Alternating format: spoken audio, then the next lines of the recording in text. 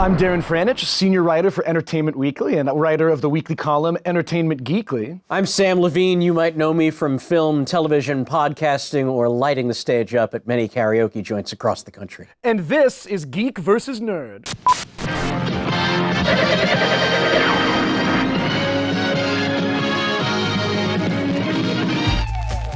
We have picked out these questions ourselves. We have. I don't know what questions you have. You don't know what questions I have. Nope. I think it's going to be a ride. A lot of head scratching, a lot of pounding the table. Yes. So let's stay friendly. Okay. We're just kind of in pursuit of a higher truth. We are. Also, full disclosure, we have $50,000 on this.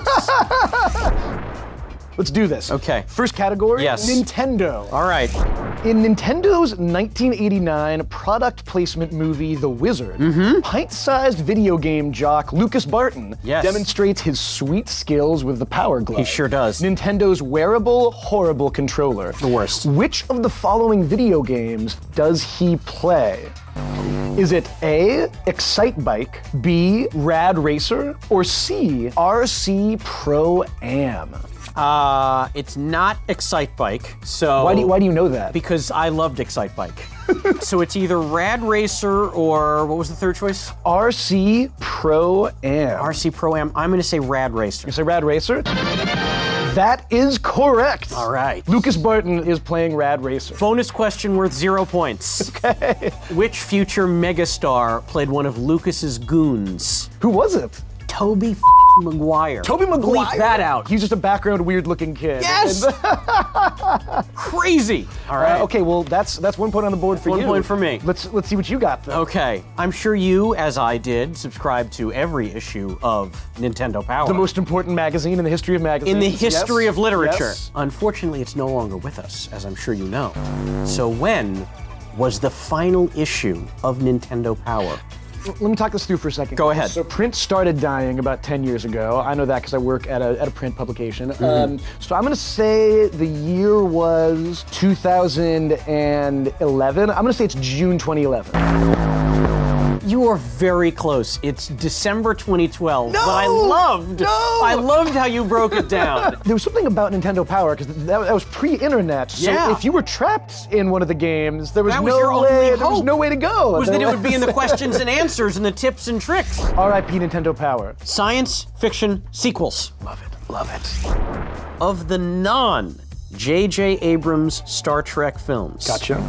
which sequel was the most commercially successful? It's 12 movies, 6 with the original cast. I am going to say that, you know what? I think it was First Contact. I think that was the most domestically successful. No! I'm so sorry. Is it Voyage Home? It is Star Trek IV: The Voyage Home. Voyage Made Home? $109 million in 1986. Wait, you're telling me the movie where they specifically do nothing in space, where Yep. they literally are just walking around. Walking around present day San Francisco in 1986. Yes. Just hanging out, having a wild adventure. They were saving whales. They were right? saving the Wasn't whales. that the plot of it? There was some Oh, well, device that's from- why. yeah. That's why. It was the 80s. People were very into. There was the a whole whales. spate of Save the Whales related Yeah. films. Fair enough. Now, in Back to the Future 2, Marty McFly sees an advertisement for a Jaws sequel He sure in does. the future, which Yes. is actually now, Yes. in 2015. What is the title of that Jaws sequel? The title, are we looking for a number or is it semicolon? We're looking for a number. I believe it is Jaws 19. That is correct! Directed by? On the marquee. On the marquee it says, is it, it can't be Spielberg, is it Zemeckis? It's Max Spielberg. Max Spielberg! Which was Spielberg's youngest child. That was his subtle way of saying Maxie. Get in the family business. Oh, that's incredible. I assume you'll do quite well on this go-round, because the category is Saturday Night Live. Which I believe is a comedy, supposedly. It is depending on what season and cast you're watching, it may or may not be comedy. It's either a comedy or an inadvertent tragedy. When Lorne Michaels returned to Saturday Night Live in 1985, after 5 years away, he hired several actors whose careers would fortunately recover from being on that terrible season of SNL. Yeah. Which of the following actors did not join the cast in season 11? Robert Downey Jr., Anthony Michael Hall, Cynthia Nixon, or Damon Wayans? I believe Cynthia Nixon. That is correct. Yeah. Yes. Yeah. That's absolutely correct. Downey Jr. Downey Jr., Anthony Michael Hall. Weird how, as big as he's gotten, you don't see a lot of video clips of his season of SNL. And I don't think he's going to be at the 40th. You went at least 20 years ago. I'm gonna take you back a little further. Okay. We're gonna go back to the first season. Ooh, okay, season 1 of Saturday Night okay. Live. The famous first host of the series was George Carlin. But who was the first female to ever host an episode of Saturday Night Live? First female to ever host SNL. All right, let's see. So there were women back in the 70s. There were. I'll give you a hint. Them. It took till the 4th episode. I'm assuming it was a funny woman because back then they hadn't done this thing where they would just kind of plug in random celebrities, Right. Just like famous people. Like they were generally Right. getting funny people. Right. I'm gonna say it had to be a beloved comedy icon. You know what? I'm just gonna go for it. Was it Carol Burnett? It was not. No? Who was it? Candace Bergen. Candace Bergen. Yeah. Beloved comedian Candace Bergen. Candace Bergen. Wow, no kidding. Yes. So the next topic is robots. Ooh. That was me staring right down the barrel, giving you guys the opportunity to throw a crazy robotic graphic in. Okay, we're not gonna do that, but we will keep this conversation in there. Okay, great. This is a pretty cut rate operation, okay? You don't have to tell me. All right, this one, you don't have to be that specific. Okay. As long as you're in the ballpark, I'll be very impressed. Ballpark. Very, very generous of you. Some, myself included, might say the father of robotics, as it appears in the written word, is the great Isaac Asimov. So, some might say that. Some yes. might say that. Isaac Asimov devised the 3 laws. What are Asimov's 3 laws of robotics? A robot must not harm a human. A robot must always obey a human. And a robot, You've gotten the first 2. Okay. What's the third one? The third one is, okay, wait. It's annoying because all of his robot stories are always about how they broke one of these the laws. 3 rules. There's always some loophole. Yep. May not follow, must not harm itself. There it is! Yes! A robot must protect itself at all times unless it conflicts with the first 2 Yes, unless laws. it conflicts with the first 2. Right. I'm definitely giving you points for that. That's very kind of you. That's very impressive. Well, Sam, can I just say, you're going to love my question. Let me just quote from exactly what I wrote. By all means. We all know Isaac Asimov's 3 laws of robotics, but Asimov later added a new law. Mother. Which of the following is the zeroth law of robotics? A robot may not harm another robot. A robot may not harm humanity or by an action allow humanity to come to harm. Or a robot shall not make unto itself a graven image, for humanity is its master. I'm gonna go ahead and assume it's the middle one. A robot may not threaten humanity. That is correct. Because yes. as we just discussed, that is always the through line. Spoiler alert, if you haven't seen iRobot. This category is The Simpsons. Oh.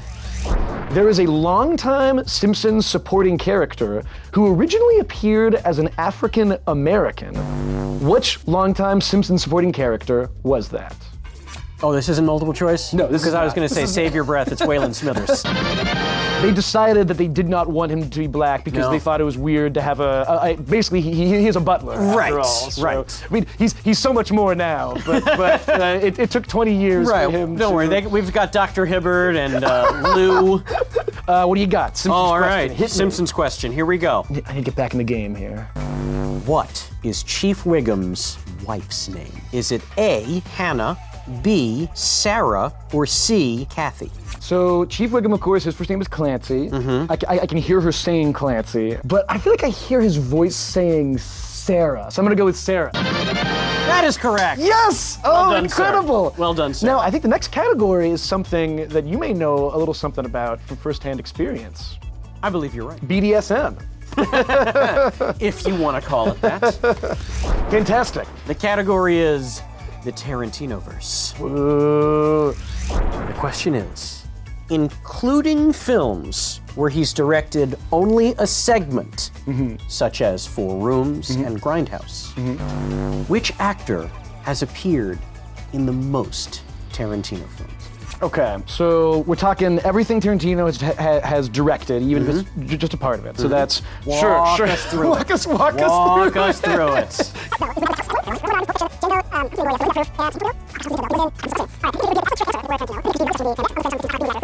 I am going to just say it is Samuel L. Jackson. That is correct! And you nailed all 5 movies. I almost talked my way out of it. I saw. I was getting worried.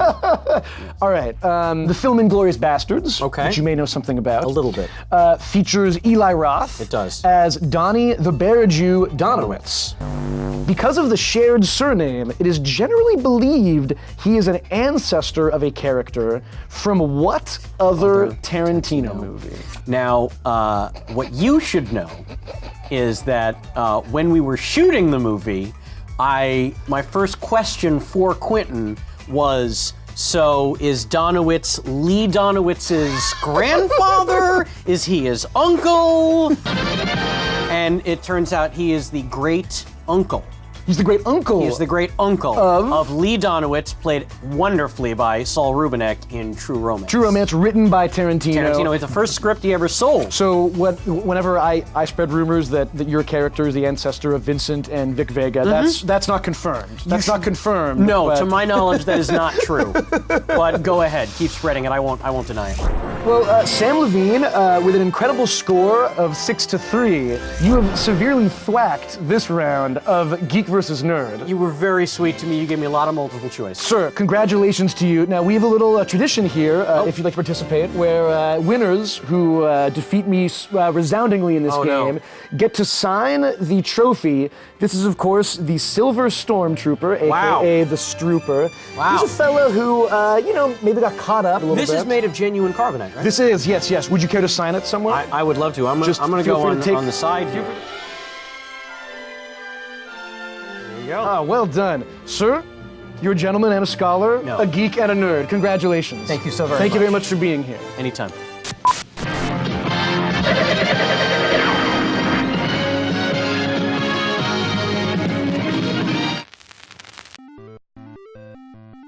Well, that was fun. Want to see me challenge more nerds? Click on these and let us know in the comments how many questions you got right.